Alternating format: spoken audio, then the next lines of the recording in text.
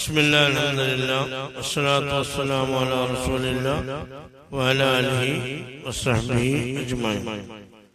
മഹാനായ ബലത്തായി സിക്കന്ദറി റഹ്മത്തുള്ളാഹിയുടെ 100ാമത്തെ ഹിക്മത്താണ് ഇനി നമ്മൾ എടുക്കുന്നത്. 100ാമത്തെ ഹിക്മത്താണ്. നമ്മൾ പറഞ്ഞു, ഒരു മനുഷ്യനെ സംബന്ധിച്ചിടത്തോളം എന്താണ്, അവൻ ജന്മന എന്താണ്, നിസ്സഹായനാണ്. ചിലർക്ക് ചില കാരണങ്ങൾ ഉണ്ടാവുമ്പോഴാണ് ഇത് ഓർമ്മയാകുക.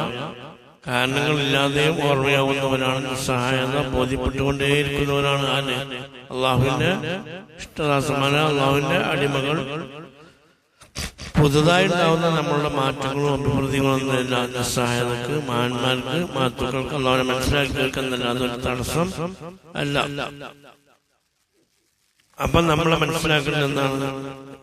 അപ്പോൾ എല്ലാത്തിന്റെയും പ്രചോദനം നമ്മളെ അസുലിലേക്ക്, അടിസ്ഥാനത്തിലേക്ക് മടങ്ങുക എന്നുള്ളതാണ്. അപ്പൊ നമ്മളുടെ അടിസ്ഥാനം, ഒരു മനുഷ്യൻ എന്താണോ അടിമയുടെ അടിസ്ഥാനം, ആ അടിമത്തത്തിൽ നിന്ന് ഒഴിവാക്കുക എന്നുള്ളതെന്നില്ല, ഒരു ഖൈറും അടിമക്ക് ഇല്ല എന്ന് മനസ്സിലാക്കുക. അപ്പൊ മനുഷ്യന്റെ അടിസ്ഥാനം എന്താണ്? നമ്മുടെ അസിൽ എന്താണ്? അസിലേക്ക് നമ്മൾ മടങ്ങുക. അടിസ്ഥാനം നമ്മളെ മൂലസ്രോതസ്സിലേക്ക് മടങ്ങുക, അടിസ്ഥാനത്തിലേക്ക് മടങ്ങുക. നമ്മുടെ അടിസ്ഥാനം എന്താണ്? മനുഷ്യന്റെ അടിമത്താണ് നമ്മുടെ അടിസ്ഥാനം. അടിമത്തത്തിന്റെ അടിസ്ഥാനം എന്താണ്? അടിമത്തത്തിന്റെ അടിസ്ഥാനം പാക്കത്ത്, സഹായത, ഇതിറാറ്, തിടുക്കം, അള്ളാഹു ഇല്ലാത്തവർക്ക് എന്താ പറയാ, ദൈവത്തിൽ മുതത്തറിയുന്നല്ല, എപ്പോഴും അള്ളാഹു ഇല്ലാതെ കഴിയില്ല എന്നുള്ള ഇതിറാറിന്റെ അവസ്ഥ. അതുപോലെ തന്നെ നിന്യത, അള്ളാഹുവിന് വേണ്ടി എന്ത് ചെയ്യാം, വിനയുണ്ടാവുന്ന അവസ്ഥ. അവരെ ഇൻകിസാറ്, എപ്പോഴും അള്ളാഹുവിനെ അറിയിക്കുമ്പോ അല്ലെങ്കിൽ എന്തെങ്കിലും വീഴ്ചകൾ വന്നാൽ ഹൃദയം മാനസികമായി വളരെയധികം പ്രയാസപ്പെടുന്ന അവസ്ഥ. ഇതാണ് ശരിക്കും അടിമത്തത്തിന്റെ അസുഖം. അപ്പൊ മനുഷ്യന്റെ ഏറ്റവും ഹൈറ് കിടക്കുന്നത്, ഏറ്റവും ഹൈറ് കിടക്കുന്നതിലേക്കാണ് അവൻ അസുലിലേക്ക് മടങ്ങുമ്പോഴാണ്. അസുഖം എന്നാൽ അടിമത്തത്തിന്റെ അസുലിലേക്ക് മടങ്ങണം. അടിമത്തത്തിന്റെ അസുഖങ്ങൾ ഈ 4 കണക്റ്റാണ്. 1 ഫാക്കത്ത്, 2 തിറാറ്, 3 ഇൻകിസാറ്, 4 ദില്ലത്ത്. എന്താണ് അടിമത്തത്തിന്റെ വിശേഷം? അത് 4 ഉണ്ടായിക്കഴിഞ്ഞാൽ നമ്മൾ എന്തായി? ശരിക്ക് ഒരു യഥാർത്ഥ അടിമയായി നമ്മൾ മാറും. ആ അവസ്ഥ നമ്മളിൽ എപ്പോഴാണ് ഉണ്ടാവുന്നത്? അതാണ് നമ്മുടെ ജീവിതത്തിൽ ഏറ്റവും ഉത്തമമായ സമയം. അതാണ് ഈ ഹിക്മത്തിൽ പറയുന്നത്. നോക്കാം. ഖൈർ ഹിക്മത്ത് വായിക്കാം. ഖൈറു ഔഖാതിക വഖ്തുൻ തശ്ഹദു ഫീഹി വജൂദ ഫാഖതിക വതുറദ്ദു ഫീഹി ഇലാ വജൂദി ദില്ലതിക. അതാണ് ആ ഹിക്മത്ത്. അതിന്റെ അർത്ഥം എന്താ? ഖൈർ ഔഖാതിക, വഖ്തിന്റെ ജമ്മാണ് ഇത്, ഔഖാത്ത്. അപ്പൊ നിന്റെ സമയങ്ങളിൽ നിന്ന് ഏറ്റവും ഉത്തമമായ സമയം, നിന്റെ ജീവിതത്തിൽ നിൽക്കുണ്ടാവുന്ന ടൈമുകളിൽ വെച്ച് ഏറ്റവും ഉത്തമമായ സമയം വക്തും, ഒരു സമയമാണ്. എന്താണ്? തശ്വദ്, ആ സമയത്ത് നിനക്ക് എന്ത് ചെയ്യുന്നുണ്ട്? നിനക്ക് ബോധ്യപ്പെടുന്നുണ്ട്. വജൂദ ഫാഖതിക, നിന്നിലുള്ള നിന്റെ ഫാഖത്തിനെ എന്ത് ചെയ്യുന്നുണ്ട്? നിന്നിൽ ഫാഖത്തുള്ളതിനെ നിനക്ക് ബോധ്യപ്പെടുന്ന ഒരു സമയമുണ്ട്. ആ സമയമാണ് ഏറ്റവും നിന്റെ ജീവിതത്തിലെ ഏറ്റവും ഉത്തമമായ സമയം. മനസ്സിലായില്ലേ? നിന്റെ ഫാഖത്തിനെ നിനക്ക് ബോധ്യപ്പെടുന്ന സമയമാണ് നിന്റെ ജീവിതത്തിലെ ഏറ്റവും നല്ല സമയം. പിന്നെ അതോടുകൂടി എന്ത് ചെയ്യും? ആ സമയത്തിൽ എന്ത് ചെയ്യും? നിന്നെ മടക്കപ്പെടും. എല്ലാ വജൂദി ദില്ലതിക, നിന്റെ വിനയത്തിന്റെ യാഥാർത്ഥ്യത്തിലേക്ക്. അതോടുകൂടി എന്ത് ചെയ്യും? നിനക്ക് എന്തുണ്ടാവും? നിന്റെ ഫാഖത്ത് നിനക്ക് 100% ബോധ്യപ്പെടുമ്പോൾ, നിന്റെ നിസ്സഹായത നിനക്ക് 100% ബോധ്യപ്പെടുന്ന സമയമാണ് നമ്മുടെ ജീവിതത്തിലെ ഏറ്റവും ഉത്തമമായ സമയം. അതോടുകൂടി നമുക്ക് എന്താണ്ടാകാം? വിനയത്തിന്റെ, അടിമത്തത്തിന്റെ യഥാർത്ഥത്തിലേക്ക് നമ്മൾ മടങ്ങണം. പിന്നെ അവിടെ നമുക്ക് അഹങ്കാരം ഉണ്ടാവില്ല. അപ്പൊ നമ്മൾ നിസ്സഹായതാണ് എന്ന് എപ്പോഴും ബോധ്യപ്പെടുമ്പോഴാണ് നമുക്ക് ശരിക്കും എന്ത് ചെയ്യുന്നത്? നമ്മുടെ ജീവിതത്തിലെ ഏറ്റവും നല്ല സമയമായി മാറുന്നത്. മഹാന്മാർ പറയുന്നത്. അപ്പൊ എപ്പോഴും പ്രയാസം എന്ന് പറഞ്ഞാൽ ടെൻഷൻ, നമ്മൾ ഇങ്ങനെ പ്രയാസം ബുദ്ധിമുട്ട് ഉണ്ടാക്കല്ല, നമുക്ക് നിസ്സഹായതും പ്രയാസവും അള്ളാഹുവില്ലാതെ കഴിയില്ല എന്നുള്ള തോന്നല്. അത് ഒരാത്തൊരു ശുദ്ധത്തിൽ എന്ന് പറയും. ഏറ്റവും കുടുങ്ങി അള്ളാഹുവില്ലാതെ ഒരു സെക്കൻഡിക്ക് മുന്നോട്ട് പോകാൻ കഴിയില്ല എന്നുള്ള ഒരു മനുഷ്യന്റെ അവസ്ഥ. അതിനെപ്പറ്റി പറയുന്നത് മഹാന്മാർ പറയുന്നത് ഈ ഖൈറുൽ ലക മിൻ അൽഫി ശഹർ.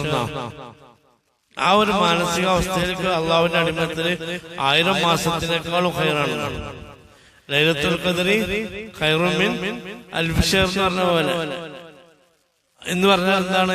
ഈ അടിമ എത്തേണ്ട വസ്തുവിലേക്ക് അപ്പോൾ അള്ളാഹു തആല എന്താണോ അടിമയിൽ ഉദ്ദേശിക്കുന്നത് ആ വിശേഷത്തിലേക്ക് ആരെത്തി? അടിമ എത്തി എന്നുള്ളതാണ്. അപ്പൊ അതെന്താ കാരണം? അപ്പോൾ ആ അടിമക്ക് ആരെ മനസ്സിലായി? അള്ളാഹുവിനെ മനസ്സിലായി. അള്ളാഹുവിനെ തിരിച്ചറിയലാണ് ശരിക്കും അടിമത്തത്തിന്റെ എന്താണ് ലക്ഷ്യം. നമ്മളെ അള്ളാഹു തആല പഠിച്ചത് എന്തിനാണ്? അള്ളാഹുവിനെ തിരിച്ചറിയാനാണ്, അറിയാനാണ്. അപ്പൊ അത് ശരിക്കും ബോധ്യപ്പെടുന്ന, അള്ളാഹുവിനെ തിരിച്ചറിയുന്ന ഒരു സ്റ്റാൻഡിലേക്ക് നമ്മൾ എത്തുന്നത് ഈ അവസ്ഥയിലെത്തുമ്പോഴാണ്. അതുകൊണ്ടാണ് പിന്നെ അപ്പൊ എന്താണ്? അതാണ് മഹാന്മാർ പറയുന്നത്. എന്ത്? മഹാന യസീദ് ശേഖുണ്ട്, യസീദ് എന്ന് പറയും, മൊറോക്കോക്കാരന്. അദ്ദേഹം പറയുന്ന ഒരു ഉദ്ധരണി കാണാം. എന്താണ്? അത്ഭുതങ്ങൾ വെച്ച് അൽ അജ്ബു മിനൽ ഇൻസാനി യറൽ ഖൈറ അവൽ ഫതഹ വാസിലൻ ഇലൈഹി വഖാദിമൻ അലൈഹി ثم يقوم يبادر بسد الباب في وجهه എന്ന് പറഞ്ഞാൽ ഏറ്റവും വലിയ അത്ഭുതം അള്ളാഹുവിന്റെ അടിമയുടെ ഒരു മനുഷ്യന്റെ കാര്യത്തിലാണ്. അയാളിലേക്ക് എന്ത് വരുന്നുണ്ട്? എല്ലാ ഖൈറും വരുന്നുണ്ട്. അയാളിലേക്ക് എന്ത് ചെയ്യുന്നുണ്ട്? എല്ലാ ഖൈറും മുന്നിട്ട് വരാണ്. അയാളെ അഭിമുഖീകരിച്ചുകൊണ്ടിരിക്കുകയാണ്. പക്ഷെ അയാൾ എന്ത് ചെയ്യണ്? ആ വരുന്ന അയാളെ അടക്കാണ്. അള്ളാഹു തആല അയാൾക്കിലേക്ക് ഒരുപാട് വഴികൾ അള്ളാഹു തആല എന്ത് ചെയ്യണ്? തുറന്നു കൊടുക്കണം. അതായത് വിജയത്തിന്റെ, ലാഭത്തിന്റെ വഴികൾ തുറന്നു കൊടുക്കുമ്പോൾ അയാൾ എന്ത് ചെയ്യുന്നു? അയാൾ ആ വഴി അടക്കണം. അതാണ് ഏറ്റവും വലിയ അത്ഭുതം എന്നാണ് പറയുന്നത് സൂഫിയാക്കൾ. എന്താ കാരണം? അള്ളാഹു തആല ഫാഖത്തിന്റെ ഒരവസ്ഥ ബോധ്യപ്പെടുന്ന ഒരു സാഹചര്യത്തിലേക്ക് ചില അടിമകളെ എത്തിക്കും. പക്ഷെ അടിമ ഫാഖത്ത് ഒഴിവാക്കിയാണ് കാരണങ്ങളിലേക്ക് പോയി അതിന് അള്ളാഹു അല്ലാത്ത വേറെ വഴിയിലേക്ക് എന്ത് ചെയ്യും? ഉള്ള പരിഹാരത്തിലേക്ക് തേടിപ്പോകുന്ന അവസ്ഥ ഉണ്ടാവും. അതെന്താണ്? ഭയങ്കര അത്ഭുതമാണ്. കാരണം അള്ളാഹു തആല അടിമത്തത്തിലേക്ക്, വലിയ ലാഭത്തിലേക്ക്, അവനിലേക്ക് ചേർക്കുന്ന വഴി തുറന്നു കൊടുക്കണം. അപ്പൊ എന്ത് ചെയ്യും? നമുക്കപ്പോ അള്ളാഹു തആല ഓർമ്മ ഉണ്ടാവില്ല. നമ്മൾ എന്ത് ചെയ്യും? അള്ളാഹു അല്ലാത്ത വേറെ വഴികൾ എന്ത് ചെയ്യും? മനസ്സിലാദ്യം നമ്മളത് സ്വീകരിക്കുക, അതിലേക്ക് പോകും. പിന്നെ രാഷ്ട്രീയം കഴിഞ്ഞ് ഗതി മുട്ടിയാൽ പറയും എന്താ ചെയ്യാ, പഠിച്ചവനിലേക്ക് മടങ്ങുക എന്ന അവസ്ഥയിലേക്ക് മനുഷ്യരെത്തുക. ഇത് ആദ്യം ബോധ്യപ്പെടുന്ന അവസ്ഥ ഉണ്ടാവും. അപ്പോഴാണ് ആ വിജയത്തിന്റെ വഴി നമ്മളിലേക്ക് തുറക്കുക. അപ്പൊ പലരും എന്താ വെച്ചാല് ഇങ്ങനത്തെ ഒരു പാകത്തിന് നിസ്സഹായ അവസ്ഥയിലേക്ക് വരുമ്പോ അള്ളാഹു അല്ലാത്ത വേറെ വഴിയാണ് ആദ്യം ചിന്തിക്കുക. അപ്പൊ അള്ളാഹു എന്നുള്ള വഴി ചിന്തിക്കുമ്പോഴാണ് അയാൾ ആരിഫായി മാറുക. അപ്പൊ കാര്യങ്ങൾ മനസ്സിലാക്കണമെന്ന് വെച്ചാൽ മഹാന്മാർ പറയുന്നത് കാര്യങ്ങളൊക്കെ നമ്മൾ കാണുന്നതിന്റെ വിപരീതത്തിലാണ്. ഒരു മനുഷ്യന് ഇസ്സത്തുണ്ടാകണമെങ്കിൽ എന്ത് ചെയ്യണം? അള്ളാഹുവിന് വേണ്ടി നിന്ദിതനാവണം. അള്ളാഹുവിന്റെ മാർഗത്തിൽ നിന്നതുണ്ടെങ്കിൽ അയാൾക്ക് എന്ത് കിട്ടും? ഇസ്സത്ത് കിട്ടും. അതുപോലെ തന്നെ ഒരു മനുഷ്യന്റെ വിനായത്ത് അഭിവൃദ്ധി ഉണ്ടാവണമെങ്കിൽ അള്ളാഹുവിന്റെ മാർഗത്തിൽ എന്ത് ചെയ്യണം? അയാൾ അള്ളാഹുവിന്റെ മുമ്പിൽ അയാൾ ഫക്കീറാണോ? എന്നാൽ അയാൾ വലിയാവും. അള്ളാഹുവിന്റെ മുമ്പിൽ എന്ത് ചെയ്യണം? അയാൾ അശക്തനാണോ? എന്നാൽ അയാൾ ശക്തനാവും. അല്ലെങ്കിൽ അള്ളാഹുവിന്റെ മുമ്പിൽ അയാൾ എന്ത് ചെയ്യണം? അയാൾ അള്ളാഹുവിന് വേണ്ടി അയാൾ ജാഹിലാകണം. എന്നാൽ അയാള് ആലിമാവും. അപ്പൊ അള്ളാഹുവിന് വേണ്ടി, അപ്പൊ അങ്ങനെ അള്ളാഹുവിന് വേണ്ടി നിസ്സഹായത കാണിക്കുന്ന ആളുകൾക്കാണ് അള്ളാഹു തആല എല്ലാം തുറന്നു കൊടുക്കുന്നത്. പരിശുദ്ധ ഖുർആനിൽ കാണാം, എന്ത്? സൂറത്തുൽ ഖസസിൽ കാണാം, വനുരീദു അൻ നമുന്ന അലല്ലദീന ഇസ്തുളീഫു ഫിൽ അർളി വനജഅലഹും അഇമ്മത്തൻ വനജഅലഹുൽ വാരിസിൻ. മൂസാ നബി അലൈഹി ഇസ്ലാമിന്റെ സമൂഹത്തിലെ അനുയായികളെ കുറിച്ച് പറഞ്ഞു. മൂസാ നബിയുടെ കാലത്ത് വളരെ ദുർബലരായിരുന്നു ബനി ഇസ്രായേലുകൾ. പക്ഷെ അവരുടെ നിസ്സഹായത മൂസാ നബിയുടെ നിർദ്ദേശം അനുസരിച്ച് അവര് അള്ളാഹുവിലേക്ക് പ്രകടിപ്പിച്ചു. എന്ത് ചെയ്തു? അള്ളാഹു തആല അവർക്ക് വേണ്ടി ഉദ്ദേശിച്ചു. എന്താ ഉദ്ദേശിച്ചത്? അവരെ ഭൂമിയിലെ അവരെ എന്ത് ചെയ്തു? ഭൂമിയിലെ നേതാക്കന്മാരാക്കാൻ ഉദ്ദേശിച്ചു. മാത്രമല്ല ആ ഭൂമിയിലെ അനന്തരവാസികളാക്കാൻ ഉദ്ദേശിച്ചു. കാരണം എന്താണ്? അവർ അള്ളാഹുവിന്റെ മുമ്പിൽ എന്ത് ചെയ്തു? നിസ്സഹായത പ്രകടിപ്പിച്ചു. അപ്പൊ അതുകൊണ്ട് എന്തായി? അവരുടെ ശത്രുക്കളായ ഫറവനെ എന്ത് ചെയ്തു? മുഴുവൻ അല്ലാഹു തആല നശിപ്പിച്ച് എന്തുണ്ടായി? ആ മുതല് എടുക്കാനും കൂടി അവിടെ ആളില്ലാതായി. ഫുള്ള് ആരെടുത്തു? ബനി ഇസ്രായേലുകള് കൈവശപ്പെടുത്തി. കാരണം അല്ലാഹു തആല മുഴുവൻ അവർക്ക് കൊടുത്തു. കാരണം എന്താ? വളരെ ദുർബലരായിരുന്നു അവര്, വളരെ ദുർബലരായിരുന്നു അവര്. ഫറവനെ അടങ്ങാറാക്കി നമുക്കറിയാം. പക്ഷെ അല്ലാഹു തആലയുടെ മുമ്പില് മൂസാ നബിക്ക് അനുസരിച്ച് നിന്ന് അവര് നിസ്സഹായത പ്രകടിപ്പിച്ചുകൊണ്ട് അല്ലാഹു തആല ഏറ്റെടുത്തു. അവരെന്ത് ചെയ്തു? ഭൂമിയിലെ നേതാക്കന്മാരും എന്താക്കി? അനന്തരാവകാശികൾ മാറ്റി. നബി സല്ലല്ലാഹു അലൈഹി വസല്ലമയുടെ കാലത്ത് സഹാബികൾ എന്ത് ചെയ്തു? വളരെ ദുർബലരായിരുന്നു. അവരവരുടെ ദുർബലത മാനസികമായി അള്ളാഹുവിലേക്ക് നിസ്സഹായത പ്രകടിപ്പിച്ചപ്പോൾ പരിശുദ്ധ ഖുർആനിൽ അല്ലാഹു തആല എന്താ പറഞ്ഞത്? وعد الله الذين آمنوا منكم وعملوا الصالحات لا يستخلفنهم في الأرض كما استخلف الذين من قبلهم എന്നാണ്. അല്ലാഹു തആല നിങ്ങൾക്ക് ഒരു വാഗ്ദാനം നൽകുന്നുണ്ട്. എന്താണ്? നിങ്ങളെ ഭൂമിയിലെ പ്രതിനിധിയാക്കുന്ന. ഇതെപ്പോഴാ പറഞ്ഞത്? സഹാബികൾ മൊത്തത്തിൽ നിസ്സഹായരായപ്പോ അവർക്ക് ഫാഖത്തുണ്ടായി, നിസ്സഹായത ഉണ്ടായി അല്ലെ? ചില സഹാബികൾ ചോദിച്ചില്ല, നബിയെ എപ്പോഴാ പഠിച്ചോണ്ട സഹായം നമുക്ക് കിട്ടാന്ന്? ആരോട് ചോദിച്ചിട്ടുണ്ട്? റസൂലുള്ളാഹിനോട് ചോദിച്ചിട്ടുണ്ട്. അത്രയും പീഡനങ്ങൾ അനുഭവിച്ചപ്പോ നിസ്സഹായരായപ്പോ എന്ത് ചെയ്തു? അവരെ നിസ്സഹായത അവിടെ ബോധ്യപ്പെടുത്തിയപ്പോ അല്ലാഹു തആല എന്ത് ചെയ്യും? അവർക്ക് അന്ന് മക്കയിൽ വെച്ച് കൊടുത്ത ഓഫറാണ്. അല്ലാഹു തആല ഞങ്ങളെ ഭൂമിയിലെ പ്രതിനിധികളാക്കും. രണ്ടർത്ഥം മുഫസ്സിറുകൾ പറഞ്ഞു. ഒന്ന്, മക്കയിലേക്ക് നിങ്ങൾ തിരിച്ചു വന്ന് നിങ്ങൾ പുറത്താക്കിയ മക്കൾക്ക് കിടക്കുന്ന. രണ്ട്, മക്ക മാത്രമല്ല അറബികളും അനറബികളും മുഴുവൻ നിങ്ങളുടെ അണ്ടറിൽ വരും. അങ്ങനെയാണ് ഖുലഫായ റാഷിദീൻ കാലത്ത് വന്നത്. അതൊക്കെ എന്താ കാരണം? അതൊക്കെ എന്തുകൊണ്ടാണ്? ഒരു അള്ളാഹുവിനുള്ള നിസ്സഹായത അവരിൽ ഉണ്ടായതുകൊണ്ടാണ്. അപ്പൊ അള്ളാഹു തആലക്ക് ഏറ്റവും വലിയ ഇഷ്ടം അള്ളാഹുവിനുള്ള നിസ്സഹായത അടിമയിൽ ഉണ്ടാവുക എന്നുള്ളതാണ്. അപ്പൊ എത്രത്തോളം ഉണ്ടാവണോ അത്രത്തോളം ഉണ്ടാവുന്നു. ഇതിനുള്ള ഇതിനുള്ള നിദാനം എന്താണ്? എത്ര നമുക്കുണ്ടോ അത്രത്തോളം ഉണ്ടോ. അതാണ് പറയുന്നത്.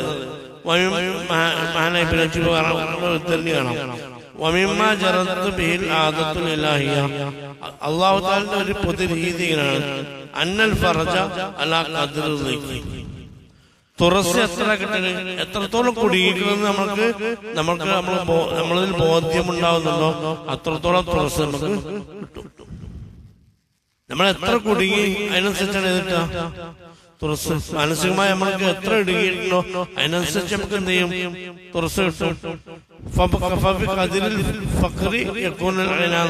എത്രത്തോളം നമ്മൾ അള്ളാഹുവിൽ ഫക്കീറാവുന്നുണ്ടോ അത്രത്തോളം നമ്മൾ അഭിവൃദ്ധിയിലാവും. എത്രത്തോളം അള്ളാഹുവിന്റെ മുമ്പിൽ നമ്മൾ വിനയത്തിലാകുന്നുണ്ടോ അത്രത്തോളം നമുക്ക് അള്ളാഹു അല്ലാത്തോളം നമുക്ക് എന്ത് ചെയ്യും? അള്ളാഹു നമുക്ക് പ്രതാപം ഉണ്ടാക്കി തരും. എത്രത്തോളം നമ്മൾ ഞെരുങ്ങിക്കണോ അത്രത്തോളം നമുക്ക് എന്തായും എളുപ്പമുണ്ടാവും. മഹാന്മാർ പറയുന്നു, അള്ളാഹുവിന്റെ ജലാലിയ സിഫത്ത് എത്രത്തോളം നമ്മളിൽ എന്ത് ചെയ്യുന്നുണ്ടോ വന്നു ഭവിക്കുന്നുണ്ടോ അത്രത്തോളം അതിനേക്കാൾ ഏത് വരും? ജമാലിയ സിഫത്ത് വരും എന്നുള്ളതാണ്.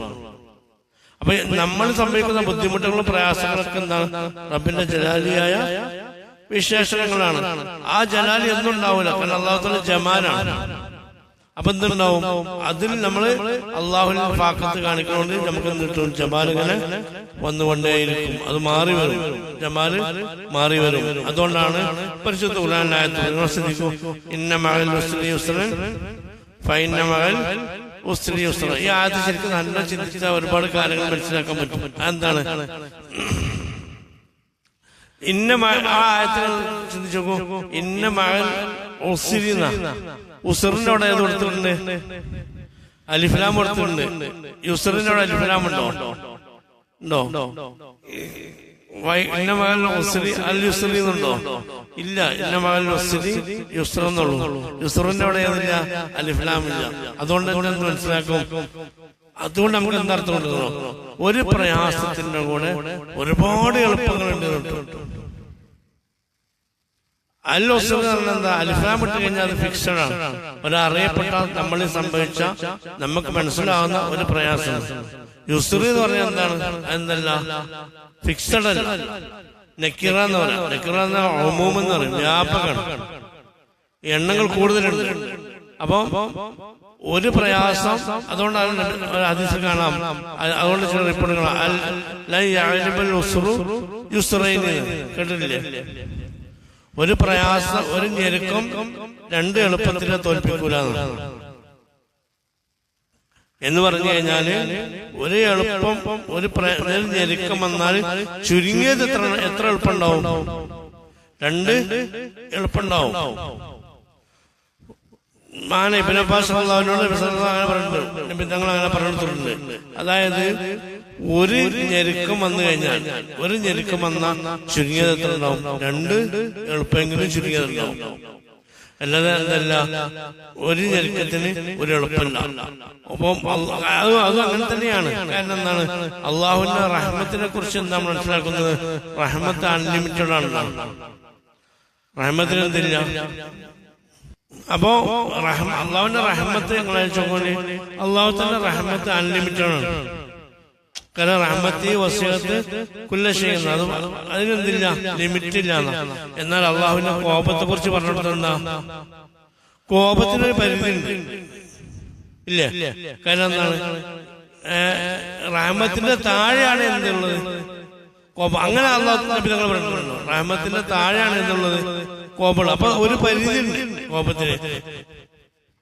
പക്ഷെ റഹ്മത്തിന് എന്തില്ല, പരിധിയില്ല. കാരണം റഹ്മത്തിന്റെ ഇങ്ങനെ പറയണെങ്കിലോ, എന്റെ കോപം റഹ്മത്തിനേക്കാളും മുകളിലാണെന്ന് ഹദീസിൽ പറഞ്ഞേക്കണെങ്കിലോ, ഖുദ്സിയാസിലെ ഹദീസിൽ അങ്ങനെ ഉള്ളത്.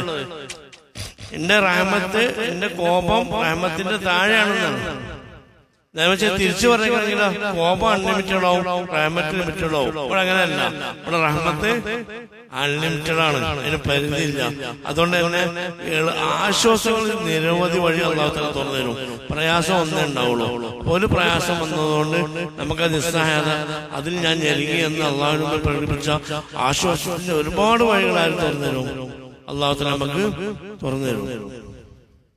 അപ്പോ ഞാൻ പറയുന്നത്, അപ്പൊ ഒരു മനുഷ്യന് ഞാൻ ഏറ്റവും കൂടുതൽ നിസ്സഹായനാണ് എന്ന് ബോധ്യപ്പെടുന്ന സമയമാണ് ഏറ്റവും ഉത്തമമായ സമയം. നമ്മുടെ ജീവിതത്തിലെ ഏറ്റവും അമൂല്യമായ സമയം ഏത് എന്ന് ചോദിച്ചാൽ നമ്മൾ കണ്ടെത്തേണ്ട ആൻസർ ആണ്, ഞാൻ ഏറ്റവും കുടുങ്ങിയ അള്ളാഹുവിന്റെ നിസ്സഹായത പ്രകടിപ്പിച്ച സമയം. അതിന് ഇജാബത്തുണ്ട്, അതിന് പരിഹാരമുണ്ട്. അത് അള്ളാഹു തആല ഏറ്റെടുക്കുകയും ചെയ്യും. രണ്ട് കാരണങ്ങളാണ്. ഒന്ന്, ഒരു അടിമത്തത്തിന്റെ വിശേഷണമാണ് നിസ്സഹായത. ഉബൂദിയത്തിന്റെ അവസ്ഥയിലേക്ക് അടിമ എത്തലപ്പോഴാണ്, നിസ്സഹായനാകുമ്പോഴാണ്. അപ്പൊ ഏറ്റവും നല്ല സ്ഥാനമാണ് ശരിക്കും ഉബൂദിയത്തുള്ള സ്ഥാനം. മനുഷ്യന് കിട്ടാവുന്ന സ്ഥാനങ്ങൾ വെച്ച്, അള്ളാഹുവിന്റെ അടിമ കിട്ടുന്ന സ്ഥാനങ്ങൾ വെച്ച് ഏറ്റവും ഉന്നതമായ സ്ഥാനം എന്താണ്? ഉബൂദിയത്താണ്. കാരണം അതിന് വേണ്ട പഠിച്ചവരെ പഠിച്ചിട്ടുള്ളത്. അപ്പൊ ഈ ഉബൂദിയത്ത് കിട്ടുന്നപ്പോഴും നിസ്സഹായത ഉണ്ടാവണം, അള്ളാഹുവിന്റെ മുമ്പിൽ നിന്നത ഉണ്ടാവണം, അള്ളാഹുവിന്റെ മുമ്പിൽ ഇൻകിസാർ ഉണ്ടാവണം, അള്ളാഹുവിന്റെ മുമ്പിൽ ഇത്തിറാറുണ്ടാവണം. ഇതൊക്കെ ഉണ്ടാകുമ്പോഴാണ് അടിമന്റെ വിശേഷം ഉണ്ടാകുക. അപ്പോഴാണ് ശരിക്കും ഉബൂദിയത്ത് ഉണ്ടാകുക. ഉബൂദിയത്താണ് അള്ളാഹുവിന്റെ അടിമന്റെ ഭൂമിയിൽ കിട്ടുന്ന ഏറ്റവും വലിയ സ്ഥാനം. അതുകൊണ്ടാണ് നബി തങ്ങളെ അള്ളാഹു തആല അപ്പൊ ഉബൂദിയത്ത് ഉണ്ടാവാന്നുള്ളതാണ്. അത് ഞാൻ പറയുന്നത് ഉബൂദിയത്തിനെ കുറിച്ചാണ്. അതുകൊണ്ടാണ് നബി തങ്ങൾക്ക് ഏറ്റവും അഭിനന്ദിക്കേണ്ട റസൂലുള്ളാഹിന്റെ ഏറ്റവും നല്ല ടൈറ്റിൽ അല്ലാഹു തആല നബി തങ്ങളെ അബ്ദ് എന്ന് പ്രയോഗിച്ചത്. അതുപോലെ എല്ലാ പ്രവാചകന്മാരും അവർ അള്ളാഹുവിലേക്ക് ചേർത്തി പറഞ്ഞോടത്തേക്ക് അള്ളാഹു എന്താ പറയുന്നത്? എന്റെ അബ്ദ് എന്നാ പറയുന്നത്. ഉദാഹരണം പറയാം, നമുക്കറിയാം ഇസ്രായേലിന്റെ സംഭവം റസൂലുള്ളാഹി ജീവിതത്തിലെ ഏറ്റവും വലിയ അമൂല്യ സംഭവമാണ്. സുബ്ഹാനല്ലദീ അസ്റ ബിഅബ്ദിഹി എന്നാണ് അവിടെ അബ്ദാണ് പ്രയോഗിച്ചത്. റസൂലുള്ളാഹിക്ക് ഏറ്റവും ഇഷ്ടപ്പെട്ട ഒരു പ്രയോഗമാണ് എന്ത്? അല്ലാഹു തആല ഏത് വിളിച്ച്? അബ്ദ് എന്ന് വിളിച്ച്. നബിയിലേക്ക് ഏറ്റവും ഇഷ്ടമുള്ള പ്രയോഗമാണ് അള്ളാഹുത്താല എന്റെ അബുദർ. പിന്നെ എന്താ കിട്ടാനുള്ളത്? അതിനപ്പുറം കിട്ടാനില്ലല്ലോ. അതുകൊണ്ട് തന്നെ അള്ളാഹുത്താല ഇഷ്ടപ്പെട്ട മക്കാമിലെത്തുന്ന ആളുകളെ സംബോധന ചെയ്യുന്ന സംഗതിയാണ് അബ്ദ് എന്നുള്ളത്.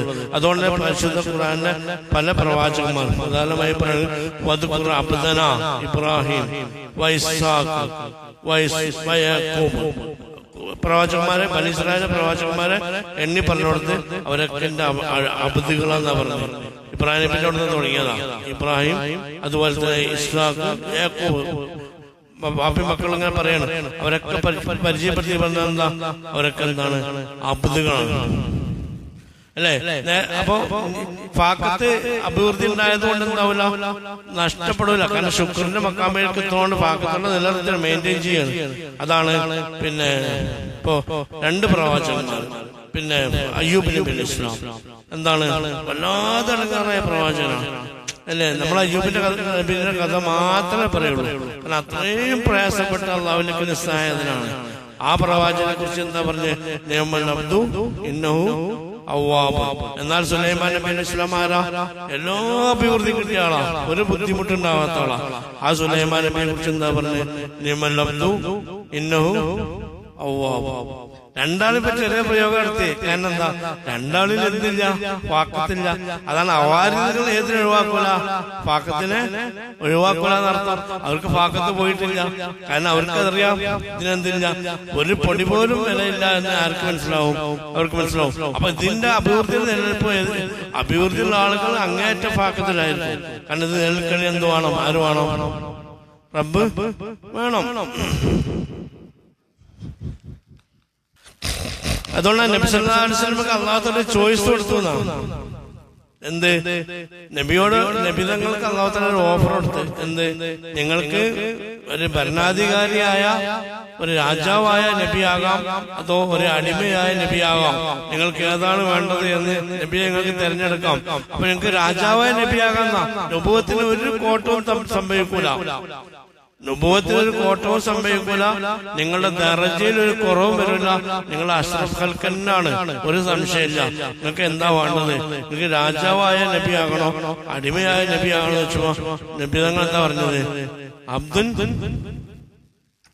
നബി തങ്ങൾ എന്താ പറഞ്ഞത്? ഞാൻ നബിയൻ അബ്ദുന്ന. നബി തങ്ങൾ എന്ത് ചെയ്തു? നബിയും മതി അടിമയും മതി എന്നാണ്. എല്ലാ ഓപ്ഷനും കൊടുത്തത് പൂർണ്ണമായ സ്വാതന്ത്ര്യത്തോടെ കൊടുത്ത.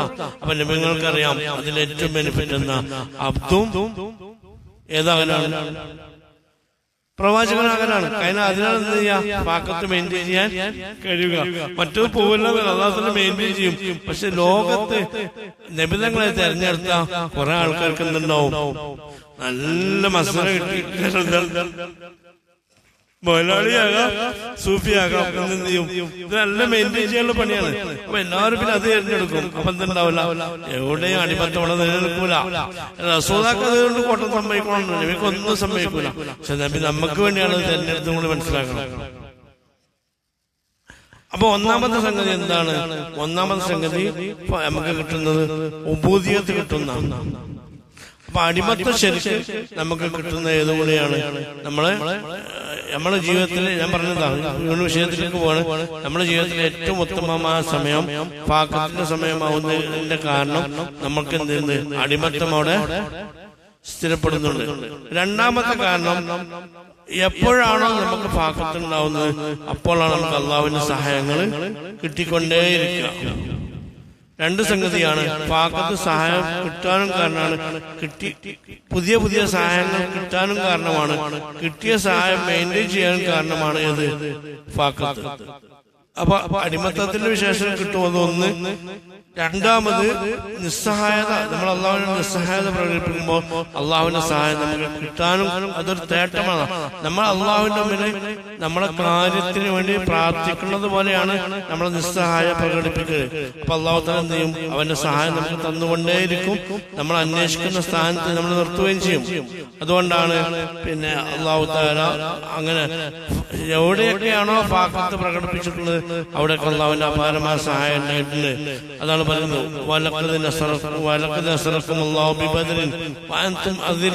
നിങ്ങൾ വളരെ പ്രയാസത്തിലായിരുന്നു, ഒന്നും ഗതിയില്ലാത്ത അവസ്ഥയായിരുന്നു. പക്ഷെ അവിടെ നിങ്ങൾക്ക് അള്ളാഹു താന്റെ അപാരമായ സഹായം വന്നെത്തി. ഇവിടെ ബദറിൽ, ശരിക്കും ബദറിൽ എന്താ പറഞ്ഞത്? അള്ളാഹു താല ബദറിൽ പോകുന്നതിന് മുമ്പേ നിബിധങ്ങൾക്ക് എന്തുണ്ട്? അള്ളാഹു താല വിജയം ചെയ്തിട്ടുണ്ട്, വാഗ്ദാനം ചെയ്തിട്ടുണ്ട്. അള്ളാഹു താല വാഗ്ദാനം ചെയ്തിട്ടുണ്ട്. അങ്ങനെ ബദർ സംഭവിക്കുന്ന സമയത്ത് റസൂലുള്ളാഹി സ്വല്ലല്ലാഹു അലൈഹി വസല്ലമ രാത്രി ഇരുന്ന് നേരം വെളുക്കോളം, ബദർ യുദ്ധം നടക്കുന്ന സമയത്ത് നിബിധങ്ങളെ പണി എന്തായിരുന്നു? നേരം വെളുക്കോളം പൊട്ടിക്കരഞ്ഞുകൊണ്ട് കണ്ണീരൊലിപ്പിച്ചുകൊണ്ട് പഠിച്ചുകൊണ്ട് എന്ത് ചെയ്യണം? ദ്വാരക്കാണ്. റസൂലുള്ളാഹി കൈ താഴ്ത്തലില്ല എന്ന് പറഞ്ഞു. കൈ താഴ്ത്തലില്ല. അള്ളാഹു എന്റെ സഹായം കൊണ്ടാണ്ട് കൈ താഴ്ത്താതെ ഇരുന്നിട്ട് പിന്നെ മുണ്ടൊക്കെ താഴത്തേക്ക് വീണിട്ട് ഇത് കണ്ടിട്ട് മാനസിക പ്രയാസം വന്നവർക്ക് സിദ്ദീഖുള്ളാഹു റസൂലുള്ളാഹിനെ ആശ്വസിപ്പിച്ചു. നബിയെ, എന്തിനാണ് ഇങ്ങനെ അധികം വിഷമിക്കുന്നത്? അള്ളാഹു തആല നമുക്ക് വിജയം ഉറപ്പ് തന്നതല്ലേ എന്ന് പറഞ്ഞിട്ട് നബി ഞങ്ങളെ സമാധാനിപ്പിച്ചു. അപ്പൊ റസൂലുള്ളാഹി എന്താണ് കാണിച്ചത്? പാക്കത്താണ്. അപ്പൊ അള്ളാഹുവില്ലാതെ ഒന്നും കഴിയില്ല എന്നുള്ള നിസ്സഹായത അവിടെ പ്രകടിപ്പിച്ചുകൊണ്ട് വളരെ നിസ്സാരനായ, വളരെ ദുർബലരായ ആ സൈന്യം ചെയ്തു അവിടെ ഞാൻ വിജയത്തിലേക്ക് എത്തി. നേരെ മറിച്ച് ഫാക്കത്ത് ലേശം പോയതാണ് ഹുനൈനിൽ സംഭവിച്ചത്, അല്ലേ? ഹുനൈനിൽ ശരിക്കും എന്താണ്? ഹുനൈനിൽ ശരിക്കും മുസ്ലിങ്ങൾ എത്ര ഉണ്ടായിരുന്നു? 10,000 മുസ്ലിങ്ങളും 2,000 പുതിയ പുതുവിശ്വാസികളുണ്ടായിരുന്നു. മക്ക ഫത്ത് കഴിഞ്ഞപ്പോൾ ഇസ്ലാമിലേക്ക് വന്ന കുറച്ച് പുതുവിശ്വാസികളുണ്ടായിരുന്നു. അങ്ങനെ പുതിയതായി വന്ന ആളുകളുണ്ടായിരുന്നു. അങ്ങനെ ടോട്ടല് 12,000 സൈന്യം ഉണ്ടായിരുന്നു. ശത്രു സൈന്യം അത്ര ഇല്ലായിരുന്നു. അത്ര ചേർന്ന ഒരു 20,000-ഓളം ഉണ്ട്. എന്നാലും പ്രശ്നമില്ലായിരുന്നു. എന്നാലും പ്രശ്നമില്ല. കാരണം ഇവിടുത്തെ മൂന്നിരത്തേക്കാണ് മുമ്പുണ്ടായിരുന്നത്. പിന്നെ നല്ല കഴിവുള്ള ആളുകളൊക്കെ ഉണ്ടായിരുന്നു. അപ്പൊ എന്ത് ചെയ്തു? ഇത് ആഴ്ചപ്പത്തുക്കും കസറത്തുക്കും അവർക്ക് എന്ത് ചെയ്തു? ഭയങ്കര സമാധാനം തോന്നി. എന്ത് നമ്മളിപ്രാവശ്യം ഉഷാറാവും, മോശമാവില്ല. കാരണം നമ്മളടുത്ത് അത്യാവശ്യം ആള് ബലമുണ്ട്, ആയുധ ബലമുണ്ട് എന്ന് തോന്നിയിട്ട് എന്ത് ചെയ്തു? യുദ്ധത്തിന് പോയി. ഫലം തോന്നി ആർക്കും ചെയ്യാം, എനിക്ക് ഒന്നും ചെയ്യാൻ കഴിഞ്ഞില്ല. യുദ്ധം തുടങ്ങിയപ്പോ എന്ത് ചെയ്തു? എന്താ കാരണം? അതിൽ കുറച്ച് ആളുകൾ എന്താണ് ചിന്താഗതി ഇങ്ങനത്തെ അള്ളാഹു അല്ലാത്തതിലേത് പോയി? ആത്മവിശ്വാസം പോയി. ഈ ആത്മവിശ്വാസം അള്ളാഹു അല്ലാത്തതിൽ പുലർത്തിയത് ആർക്കും ഇഷ്ടപ്പെട്ടില്ല, അള്ളാഹു താലക്ക് ഇഷ്ടപ്പെട്ടില്ല എന്ന് വിചാരിച്ചിട്ട് നബിതങ്ങളും സഹാബികളുണ്ടല്ലോ, നിഷ്കളങ്കരായ സഹാബികളുണ്ടല്ലോ, അവരുണ്ടായിട്ട് എന്തെങ്ങനെ സംഭവിച്ചു എന്നാ? എന്താ അതിന് അള്ളാഹു താലിന്റെ ഒരു രീതി എങ്ങനെയാണ്? എന്താണ്? അള്ളാഹു താലിന്റെ ശിക്ഷ വരുമ്പോ ഖുർആനിലെ ആയത്തിൽ കാണാം,